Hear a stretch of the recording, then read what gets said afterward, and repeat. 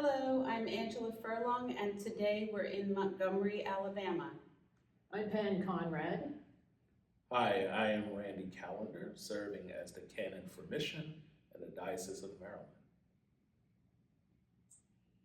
So, this has been a jam-packed few days here.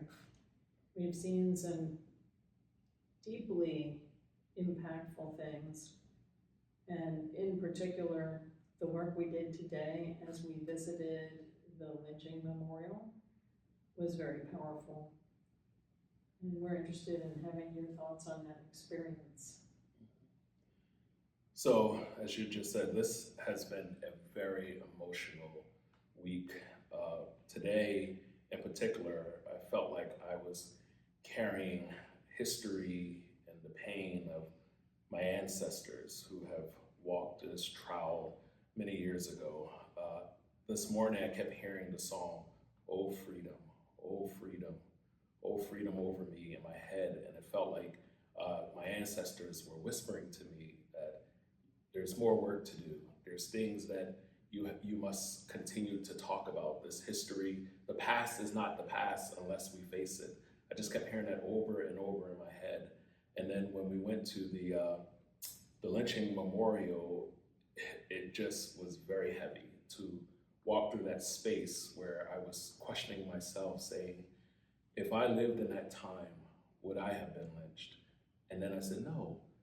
Could I still be lynched today of what's happening in our country and our world today? And so it's been heavy to carry a lot of that these last couple of days, specifically today, and even to walk through that space and see so many people who were lynched for things that I just thought were silly. Family members were lynched because a mob couldn't find the person that they were searching for. Someone was lynched because they told an officer that they were being abused or whipped by someone else, a white man. Someone was lynched because they didn't negotiate a price for a white man. And as I was reading each of those names and each of the reasons why people were lynched, I felt this anger building up within me. And so I would pause and I would reflect and think about where that anger is coming from. And I kept hearing that song, "Oh freedom, oh freedom, oh freedom" over me. And that was giving me the strength and the courage to continue to walk through that exhibit and that space. And today, I felt like I didn't get that spark of courage or strength until we walked into Good Shepherd Episcopal Church here in Montgomery. And not because it's an Episcopal church, but because it was the place where someone I knew for a very long time, a priest who actually baptized me when I was a child, Father Robert DeBose.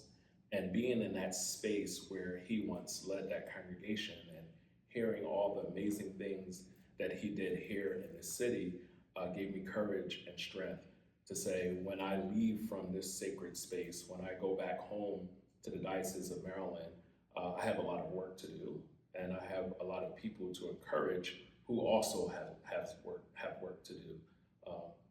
Not only my colleagues and friends of African descent, but my white colleagues as well in the Diocese of Maryland. We got to continue sharing these stories, and we got to continue fighting for injustice, not only in our city, in our state, but in our church, in our country, and in the world. Thank you for that. I'd like to thank all of you who have been pilgrims in spirit along with us on this pilgrimage, and invite you to consider joining in this justice work together with us. You can always contact Canon Randy at the Diocese. You can find information about the Truth and Reconciliation Commission on the diocesan webpage, and also on the Truth and Reconciliation Commission's Facebook page.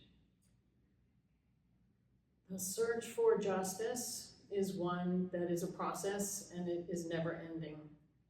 And we invite your prayers, your solidarity, and your action as we work to transform not only our lives in the church, but our place as human beings in our